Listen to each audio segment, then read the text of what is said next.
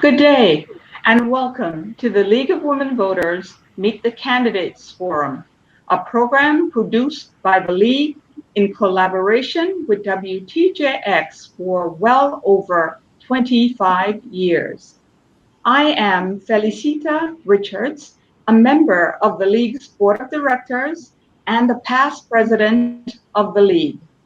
It is our hope that through this program, you, the voting public, will have a better understanding of each candidate for this position and be able to cast an informed vote in November. This has been a challenging time for us all as a territory and as a nation. As we adapt to this pandemic and social distancing, we are going virtual with our broadcast this year. It is our goal to still provide programs of value as you prepare to vote in November. With me today are three persons running for the position of senator in the St. Croix district. Thank you, candidates, for being here. You have been informed in advance of the guidelines for the program. After briefly introducing yourselves, I will pose questions of timely interest. The first responder will be rotated. 90 seconds will be the response time for most questions, unless so stated in advance. So let's begin with your brief introductions.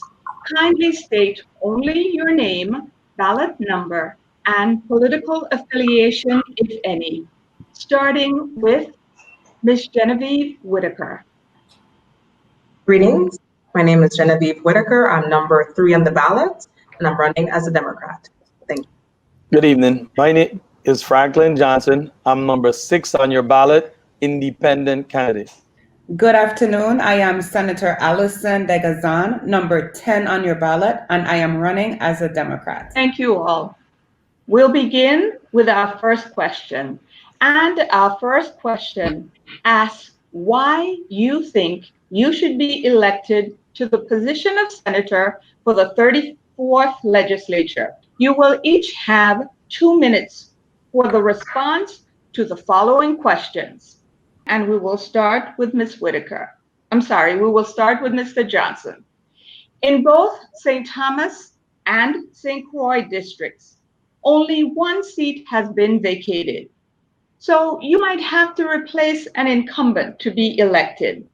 Explain what qualities, training, experience, and expertise you have that makes you best suited for this position. And to unseat an incumbent is if necessary. You have 2 minutes, and the first responder will be Mr. Johnson. Good afternoon again. Franklin Johnson, number 6 on your ballot. I have a proven track record of my service to this territory, especially the island of St. Croix. I have a well-versed experience in working from the Bureau of Correction to the federal government, in the private sector, running my own business. I have a track record of service to our children, to our seniors, to nonprofit organizations, and I've been a person out there continuously on the job. I am a trustworthy person, a person that you can rely on, a man that will be on the job from day one. I am a person that you can contact at any time, irregardless of where I am, to make communication. I am a people person. I have a very versed experience in government and private sector. As a Bureau of Correction, I started out from an officer right up the rank, where I pretty much ran every single program, preparing young men for their life after prison. I am Franklin Johnson, number 6 on your ballot. Thank you, Mr. Johnson. Next responder will be Ms. Whitaker. Thank you. Genevieve Whitaker, number 3 on the ballot. Qualities I possess, number 1 begins the fact that I am committed from very young to service. I've served from very, very young within our community. In terms of my training and background, I have a Juris Doctorate degree and followed by 3 degrees in one in political management, as I've helped a number of nonprofits as well as a master's degree in strategic criminal justice management, as I have a extensive background. I began my legal career in high school, so I have well over 22 years of legal experience. I've held jobs in both the private and public sector here in the Virgin Islands, those including serving as a law clerk, as a supervisor of elections, serving the ARP. I've also taught for close to 10 years at the university teaching business law, which encompasses my push for entrepreneurship. I currently serve on the Virgin Islands Board of Current Education, helping to reform our education industry here in the Virgin Islands. I will also indicate that my skill development continues as I have certificates from Harvard and Oxford universities dedicated to my work in policy making. And I also state that my first job in coming home was serving as legal counsel for the 27th Legislature. I have extensive background in legislative drafting and also the process of community organizing, which include my work working even in Capitol Hill, my training in lobbying as well added to that. You have with me a dedicated individual who's committed to the entire overhaul of our education system, as well as bringing overall reshaping our economy in a very concrete way. Genevieve Whitaker, number 3 on your ballot. Thank you, Ms. Whitaker. Senator DeGazon, on the same question, in St. Croix, only one seat has been vacated. So many of the challengers are hoping to unseat an incumbent. What has been your major accomplishments over the past 2 years that support your being retained in your position as senator? You have 2 minutes, Senator DeGazon. Thank you so much. Senator DeGazon, number 10 on the ballot. We have been busy from the office of Senator DeGazon. I was very strategic in the points that I pushed during my campaign to become your senator in the 33rd Legislature. I focused on agriculture because I am a farmer and I understand that it needs to be pushed and developed to become one of our economic pillars. Second, I pushed mental health. I had a nephew who died from mental illness, and we did not have the infrastructure here to take care of him or to aid in his transition back to the community. I also worked very closely with those in education. I pushed specific points. Small business. As a small business person, I saw gaps in government efficiency. I saw gaps in making sure that we were selected for contracts and got the same chances that those who come from away can have. So what I did over the past year and a half, or almost 2 years, was focus on those specific points. In agriculture, we now have the largest budget we've ever had before for agriculture. 0.25% every year for the next 4 years of the entire GVI budget will be given to agriculture. That's the most they've ever had. So we have put our money where our mouth is. Now we can have more land preparation, we can have more production overall, we can have developed infrastructure for agriculture. In addition, I pushed 2 other major infrastructure bills for agriculture that are now acts. Excuse me. Under those acts, we push to make sure there's consistency with water, stormwater management, and a well division, which will check the capacity of our water aquifers, all so that we can increase and develop our agriculture infrastructure. Mental health. I pushed a maternal mental health bill, which is now coming out of is now in our rules committee. That's a major win. It focuses on the funding for pregnant women from prenatal to postnatal as it pertains to their mental health. That is a number that has been increasing with mental health issues, and I have helped in that area. The list goes on. The list goes on. But anyway, those are the reasons why I should be continue to be a senator into the 34th Legislature. Thank you. Thank you for your response. We will move on to our second question. In the November general election, there will be a referendum question that asks if a convention should be held to adopt the revised Organic Act or portions of it as the constitution for the territory. What is your opinion on this referendum question? You will each have 90 seconds for your response, and we will begin with Ms. Whitaker. Thank you. Genevieve Whitaker, number 3 on the ballot. The Constitution is very near and dear to me because upon returning home, I dived right in to assist with the delegates of the 5th Constitutional Convention. So I'm intimately aware with the constitutional process, even helping to edit our 5th Constitutional Convention. As it pertains to the referendum, which is going to be on the November 3rd election, the general election ballot, I strongly oppose it from the fact that it's a 4-part process in which the senators, legislature has the power to actually call a convention and then to move forward with electing delegates. That is the process that the federal government has laid out through the public law authorizing the process. Public education awareness is key. I've already started that process because I've spent time on social media and as much as I can to get out there publicly to explain the process. I commend the League and all the organizations dedicated to that public education awareness, but also if humbly receiving all the votes necessary that your support be elected the 34th, I will go forward the process that is proper, ensuring that we push forward with our key document that we need. We're one of the last territories to adopt the Constitution. We need to push forward. It is our human rights instrument. As advocate for humanity, I will continue to push forward. So Genevieve Whitaker, number 3 on the ballot, pushing for transparency, but especially for understanding of our processes. Thank you. Thank you for your response. The next response will come from Senator DeGazon. Thank you so much. I want to first of all applaud the 33rd Legislature for voting in favor of getting the referendum on the ballot. It is important that we write our own history.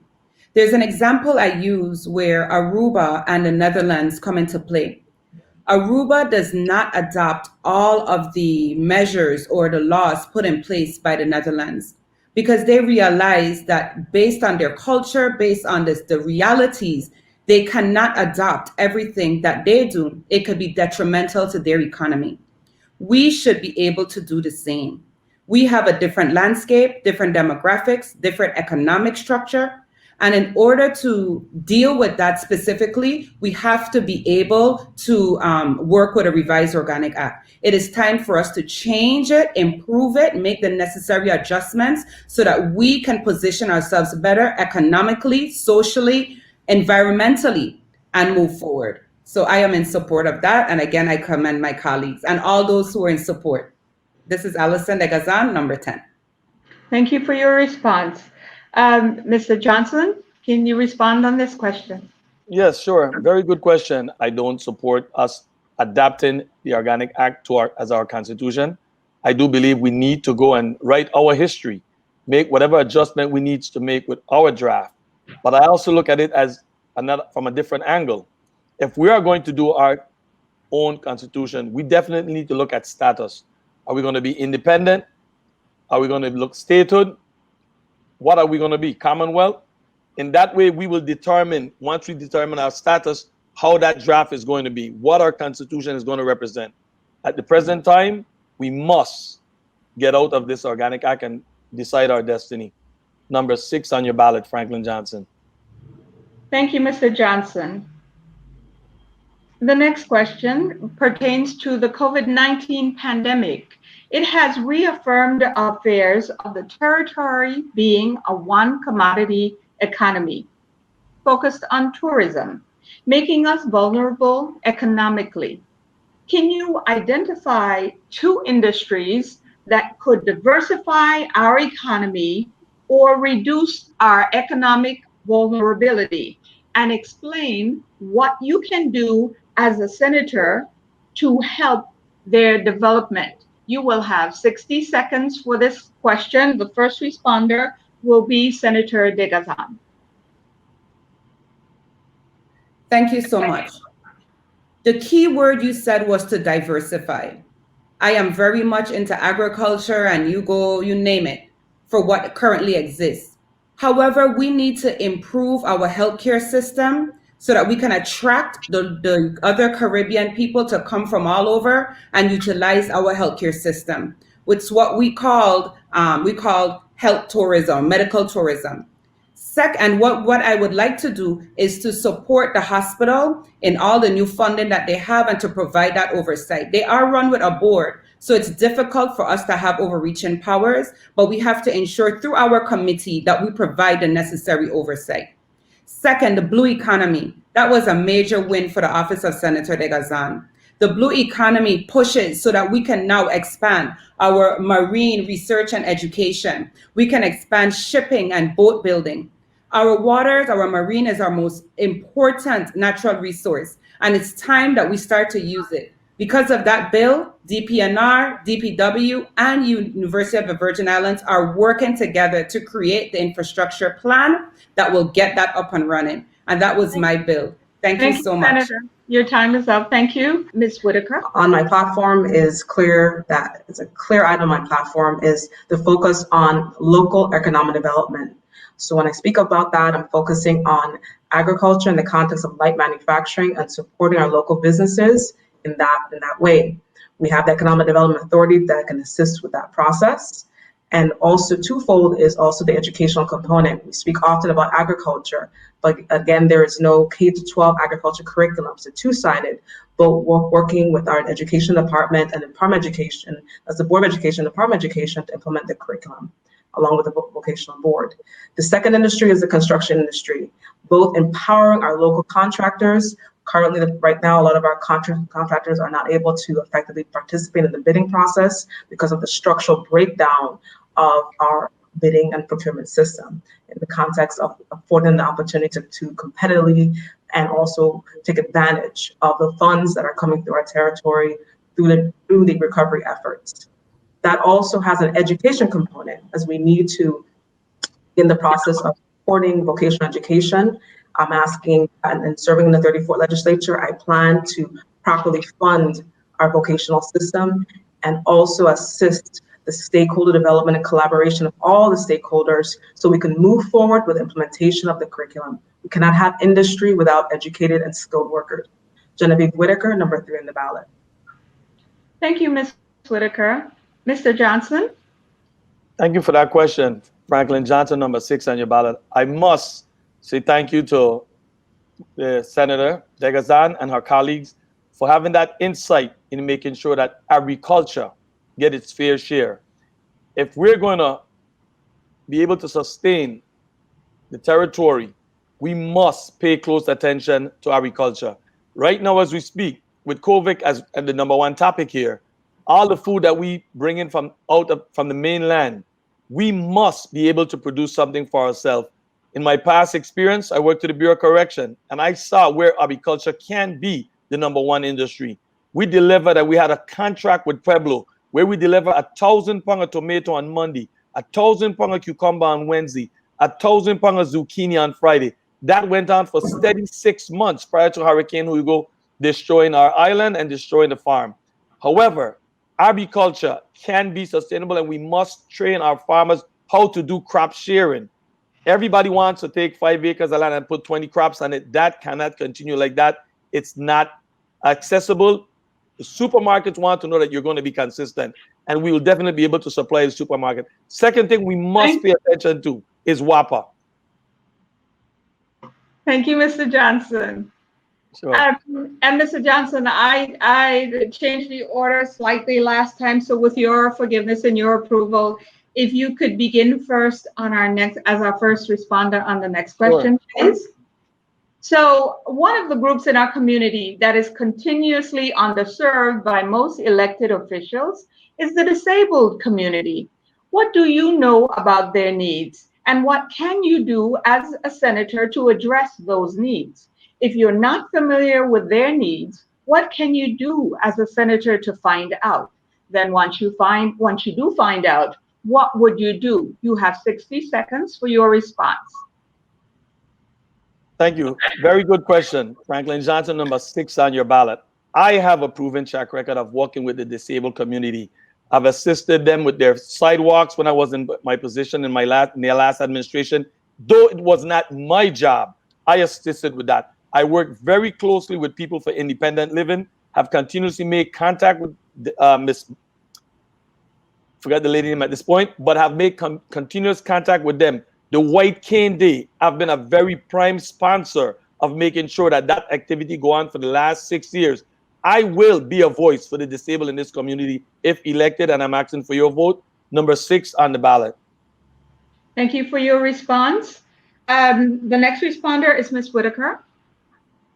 Thank you for that question. I've been also dedicated through my advocacy work and as a human rights activist to persons with disabilities, intimately actually aware of all the federal legislation that's pertinent. Currently, the Virgin Islands is behind the ball in terms of implementation of several items, provisions of the American Disabilities Act, and also, but I commend all the organizations, Independent Living, VIUSTED, and other entities here that's dedicated to that.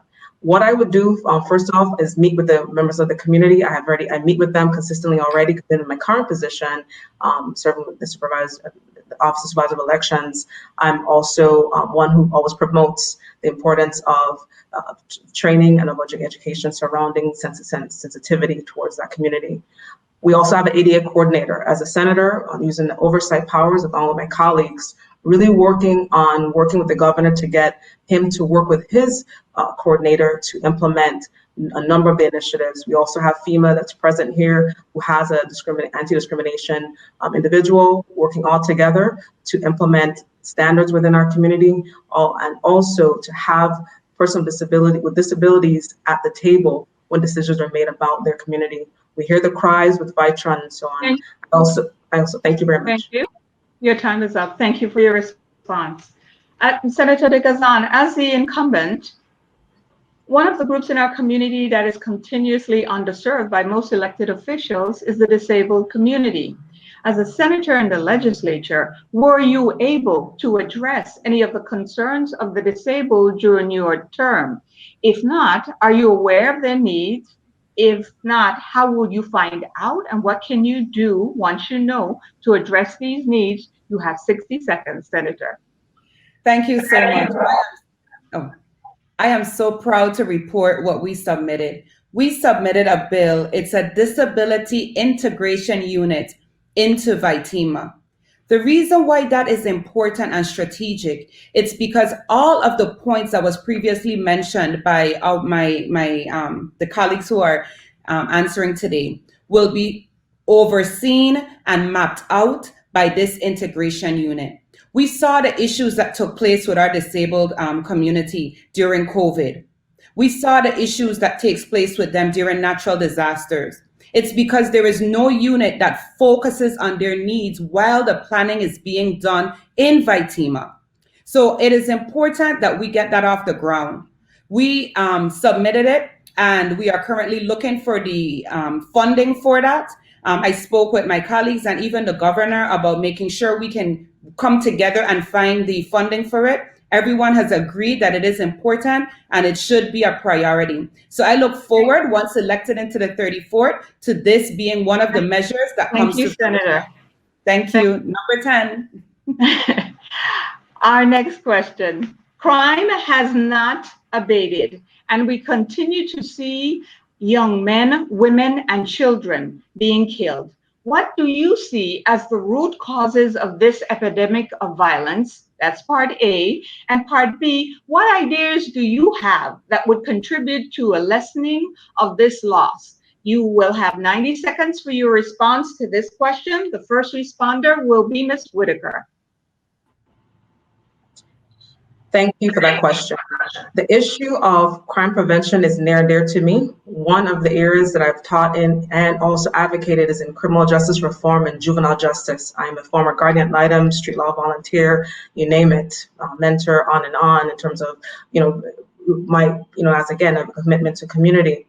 We have in our community a crisis, both many children leaving school without a skill, and that also opens it up to crime, a breakdown in the family. But we have here in the Virgin Islands a complete breakdown of the youth development system. That is the VI Youth Commission unfunded. That is the LEPC, the Law Enforcement Planning Commission Office, not using those federal judicial juvenile justice grants to bring about those needed reforms. We have the Virgin Islands Housing Finance Authority to help fund the community centers. Those things are not happening in a robust way. It's very stagnant. We need to empower the young people. at the school level, at the community level. So one of the solutions is, for example, in the case of the Youth Commission, is under the executive branch as a senator, budgeting for the Youth Commission, moving forward that process, and our offices assisting in that process. LEPC and the other pieces that I've mentioned, working with the board, Housing Finance Authority board, to then help them to structurally look at that. We have the RT Park, we have UBI, we have all these various stakeholders, them coming together and mapping out the strategy. We had some of these things in place. I spent the time on the campaign trail and continue to understand how our government operates historically and now. And that's why, again, I advocate for total educational reform and bringing back many of our— Thank you, Ms. Whitaker. Thank you for your response. Your time is up. And if Mr. Johnson, would you please respond to the question? One of our main problem with crimes today is lack of education, lack of opportunity for young men and young women in this territory. We must start preparing our young men and young women for the opportunities with the jobs that here is on the island. Every time there's a big job such as the oil refinery, we're not preparing them. They're not prepared to go and take these jobs. So without this opportunity and this education, they're left behind. We must definitely look into our vote and identify the young men them from early in their school. If they're not academically skilled, make sure that they get that training for a vote. Once we start doing that and put our electrician, our plumbers, to give these guys opportunity to go on the job training, not just the academic part of it, because once they start to use their hands, they will understand the academic part that they're missing. So we must definitely start putting our money where our mouth is and make sure that we put what funding is needed for VOCED and start identifying our young men early. We must also have preventative measure before they commit these crimes, not when they commit these crimes to start doing this. Number 6 on your ballot, Franklin Johnson. Senator DeGazon, your response? Thank you so much. What's important here is to understand that funding was not the issue and is never the issue with education. Well, the Department of Education. The issue is the laws that allow those who understand and are experienced tradesmen to come into the schools and teach. It was such a regressive process. They could not get the people in to teach all these different trades. They had to go through all sorts of requirements. I submitted a bill, and it should be coming out of legal very soon, where the Department of Education has the flexibility to hire based on experience and number of years in the work, and even certification.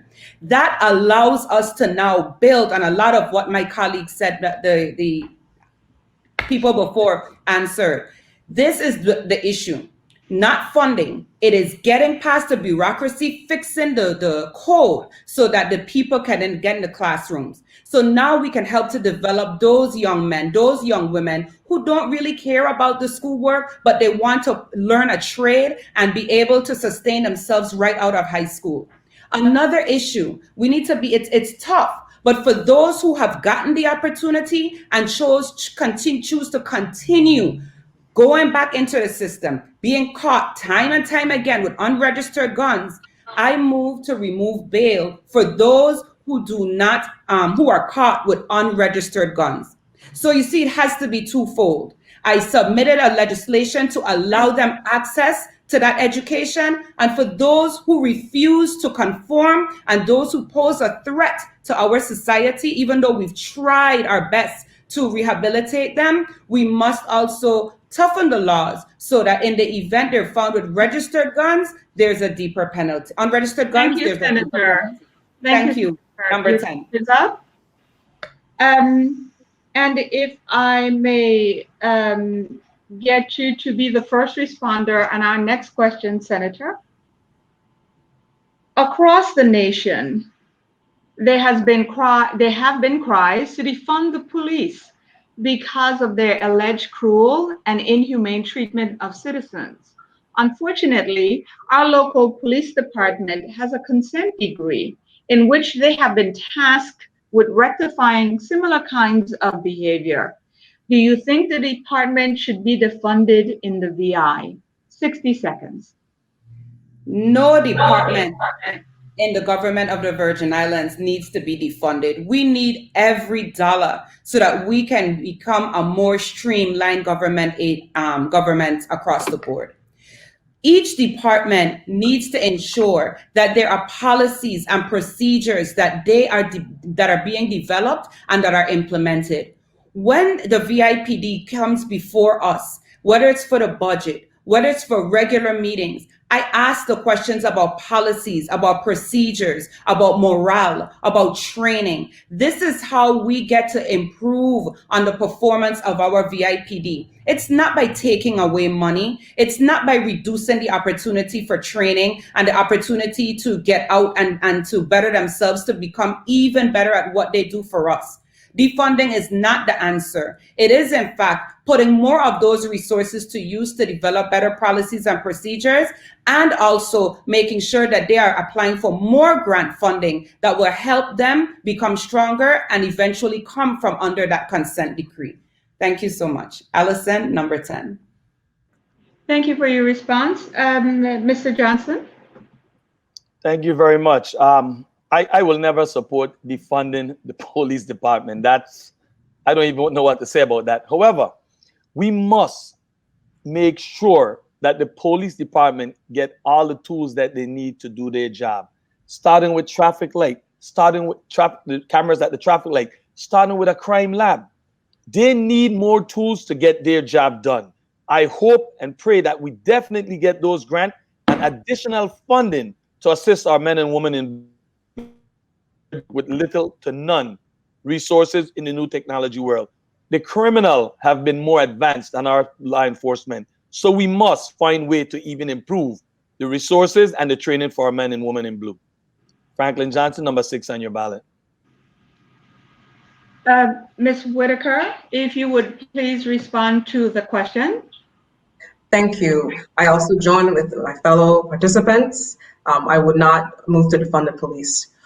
Just to highlight, for everyone's awareness as well, Commissioner Bellinar did state that the Virgin Islands Police Department has secured a number of grants, and he's looking for personal grant background. I have such a background in grant writing, and I've managed federal grants. I can certainly, not me personally assist them, but I also can help steer that process. Also, too, I would highlight the police department needs structure. We have infrastructure such as the community intervention team. When I came home from law school, again, I dove into our community and I assisted with that board. So what I would say is that we need to actually, as using our oversight and budget responsibility, begin a line itemization of structurally implementing a plan of action. Crime lab, as Mr. Johnson brought up, different resources that they need. Training, professional development. I understood that they were moving forward with a learning management system. So it's about infrastructure and holding them accountable. So at the end of the day, we cannot defund police, but we can help steer the direction of not just the police department, but all the stakeholder entities. And I've called a number of times, engaged the police department about the CIT, Community Intervention Team. I've also done a lot of analysis of the police department. I'm a committed individual to seeing structural reform, and I'm, if elected to the 34th Legislature with your votes and your support, I will continue to be committed to that. Thank you. Thank you, Ms. Whitaker. Your time is up. Next question, and this will be a 60-second question. In some states, consideration is being given to cutting public pension benefits due to budgetary shortfalls. Do you see this happening in the VI? If so, what would be your response as a senator? You have 60 seconds. We will begin with you, Mr. Johnson. Thank you very much for that question. There's no way we can afford to cut the budget on pension plan. Some of our seniors that are on their pension barely make $500 every 2 weeks. We must find ways to take care of GRS and structure it differently. I've always believed that GRS needs to be mimicked something like Social Security, where there isn't that cap. We have a $65,000 cap. After that, you don't pay anything into it. There are folks that makes $100,000 once they reach 65, no additional fund going. We must find a way to adjust GRS to make sure that there's no cut and this definite or retirement pension stay afloat. Number 6 on your ballot, Franklin Johnson. Thank you. Ms. Whitaker? Thank you for that question. Our retirement system continues to be troublesome and worrisome to us all. As right now, the seniors are facing a 42% cut in January, and we all hear the cry. Again, for those who are not aware, GRS makes up 25% of our gross domestic product, GDP, and it failing will result in total destruction of our economy, at least in a huge way. I would state that what is going on throughout the different states, they are looking to restructure their financial entities. I've called continually for the restructure of our Public Finance Authority and all of our entities so we can begin the process and we're looking at economic development and infusing money into the system because that is what's needed. We also have to be very tactile and aggressive as senators of the 34th Legislature, which will really require us to understand everything going back to the 30 years of unfunded mandates. Thank you. Thank you, Ms. Whitaker, for your response. And Senator DeGazon, your response? Thank you so much. This has been one of the most talked about topics as a senator in the 33rd Legislature. When we huddle, we try to figure out what's the best way to get money, new money, into the system. Across the board, nationally, locally, there's an issue. That is why what we recently passed, the ability for the executive branch to check the possibilities of the refinance, not the refinance, to check it. We need to make sure every option is on the table. When January comes and the GRS says 42%, I won't feel guilty because I will know that we are not leaving any stone unturned. I have talked about changing the tiers, the 401k option. We have people that are collecting 2 times and even want to come back to work. So I submitted a bill where if you're paying into the pension, if you're getting pension, but you want to come back to work, you can come back and we work out an amount so that it balances the system. There are certain steps that we must take. So I took that step in addition to supporting the revamping of the board so that we can have better decision making out of the board.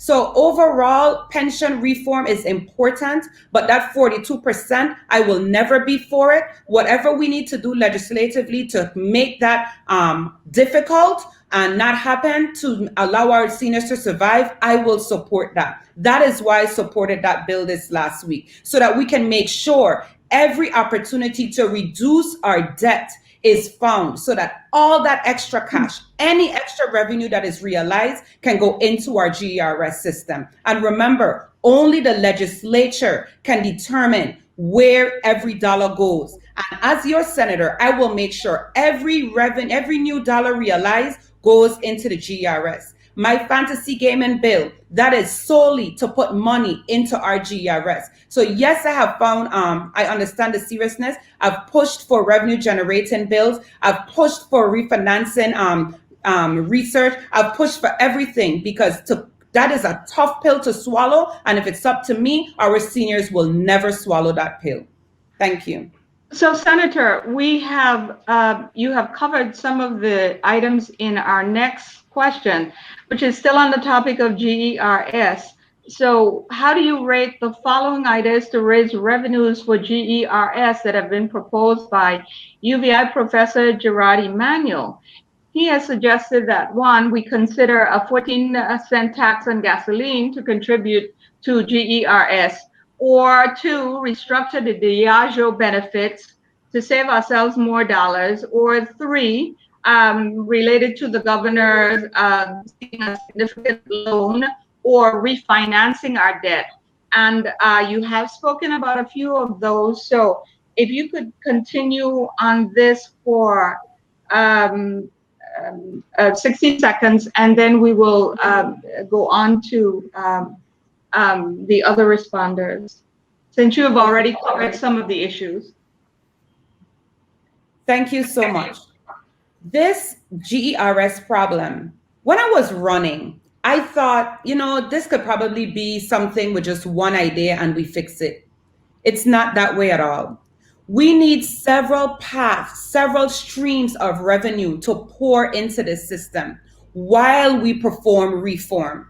It is important that we work with the task force that the governor has taken time to put together to understand the technicalities behind such a technical issue. If this was simple, there would be no issues in the United States across the board. Almost every state has had to revamp or change the streams of income from several bills and put it back into their pension. So it was important for me that in addition to what has been put on the table, like what Mr. Gerard said, and we have spoken offline about it, those are great ideas. Those are ideas that I know the task force under the leadership of the governor has been considering. And these are the ideas and the suggestions that come to the Senate.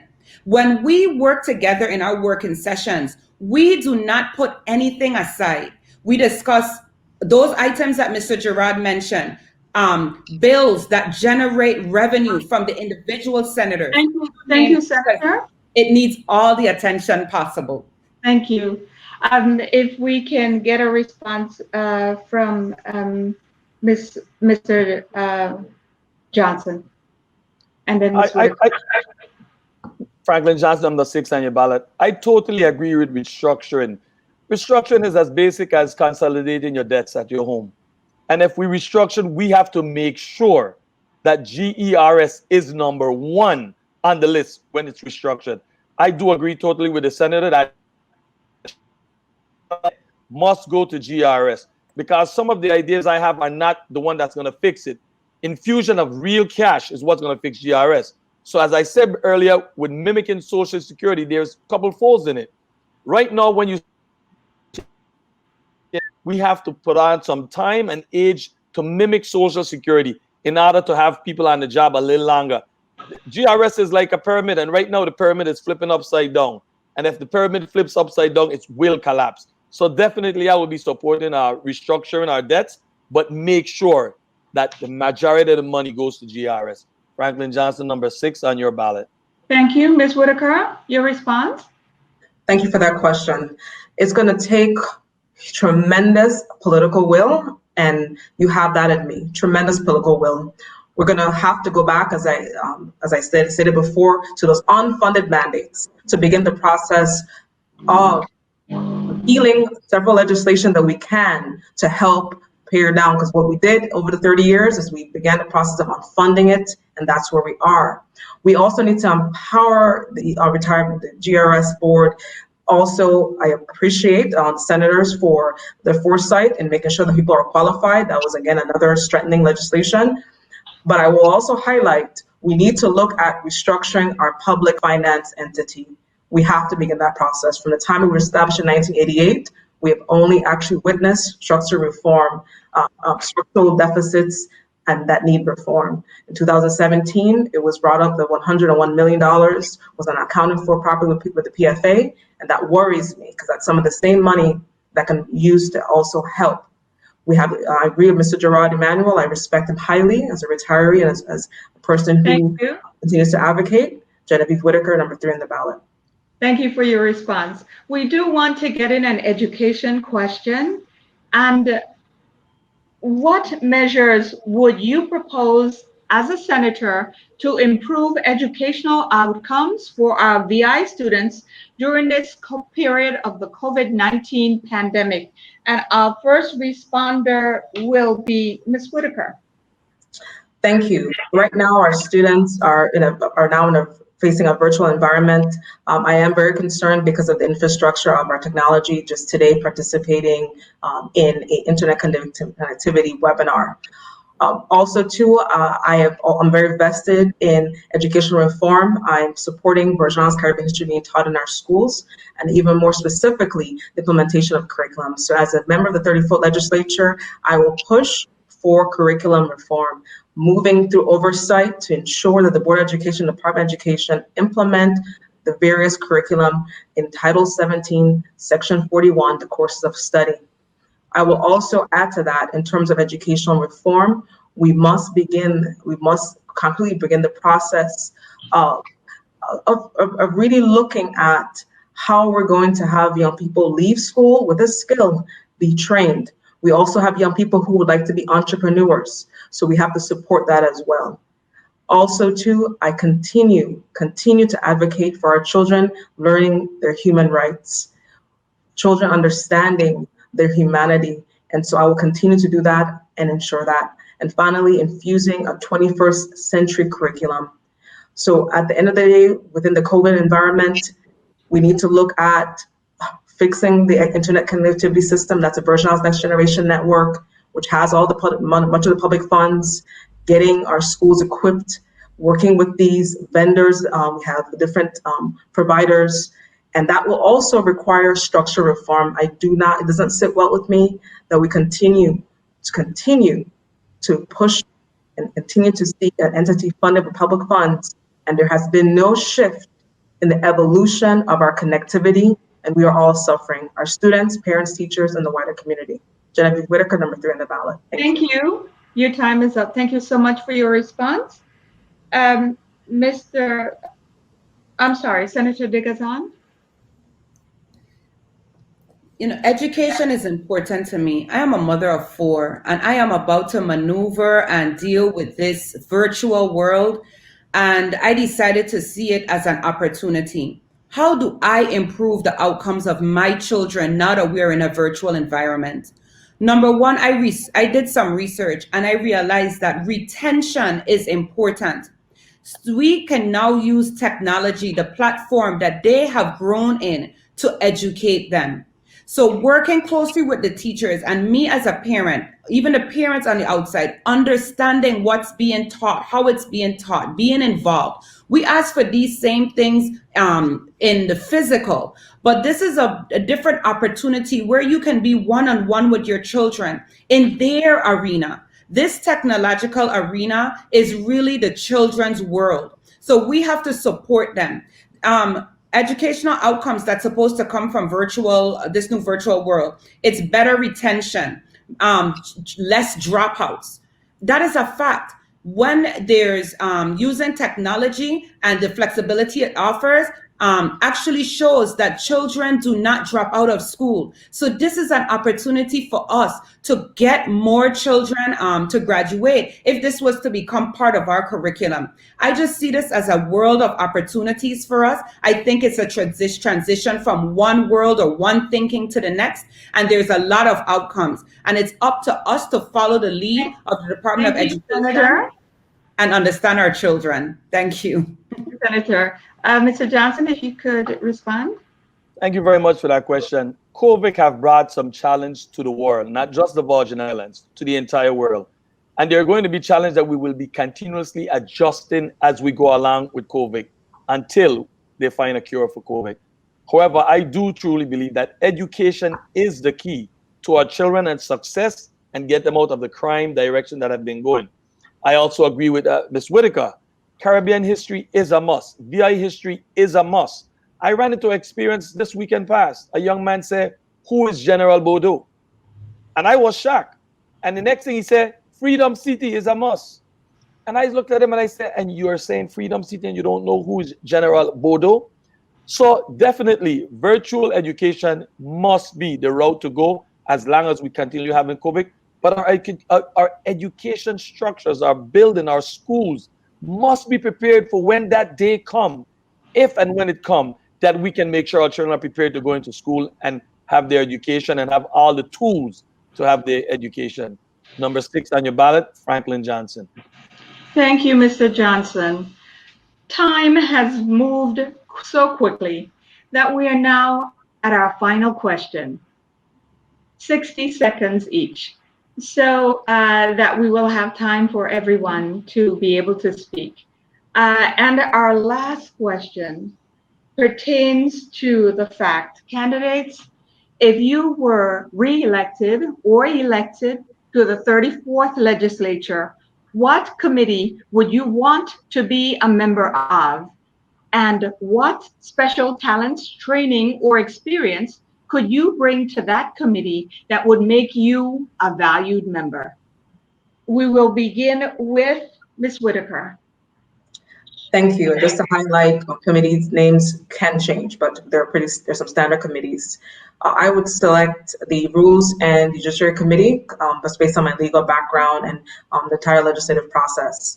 The other committee is the Educational Workforce Development.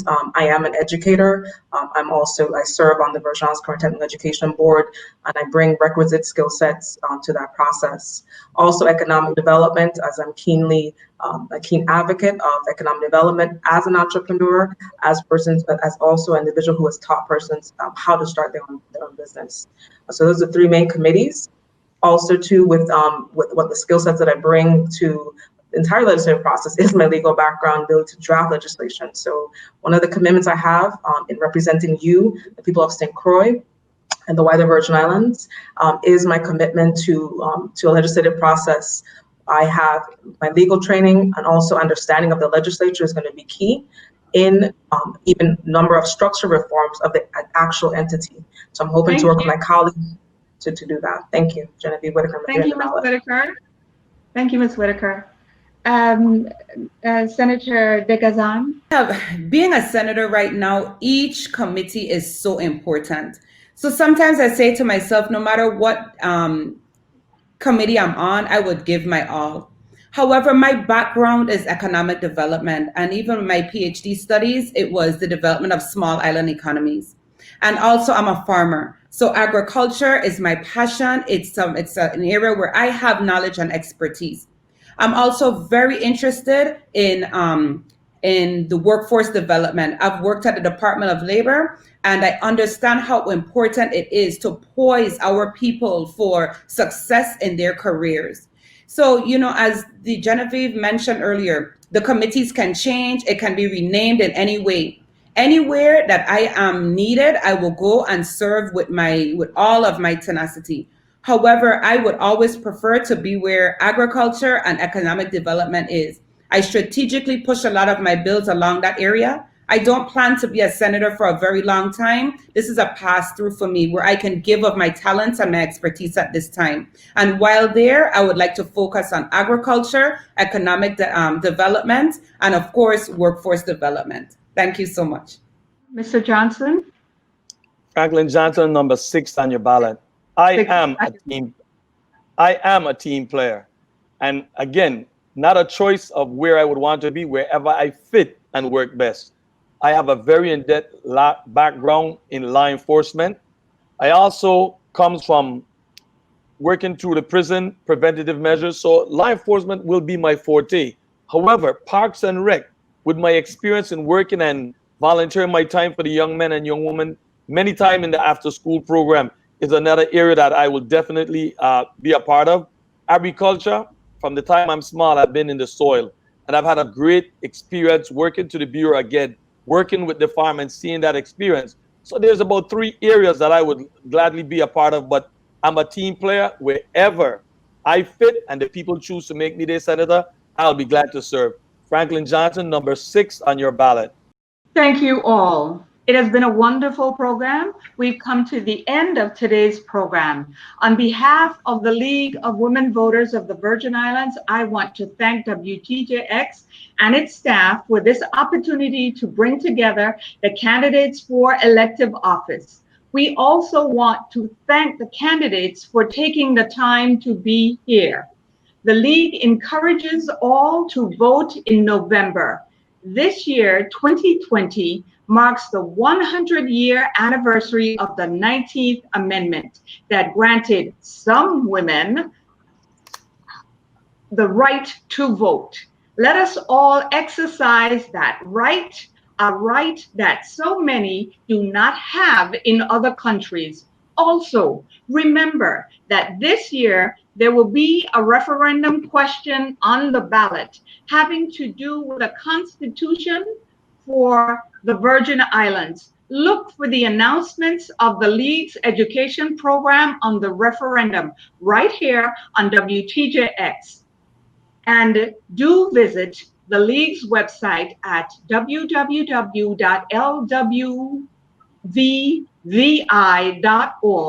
This is Felicita Richards for the League of Women Voters of the Virgin Islands. Thank you for watching and vote.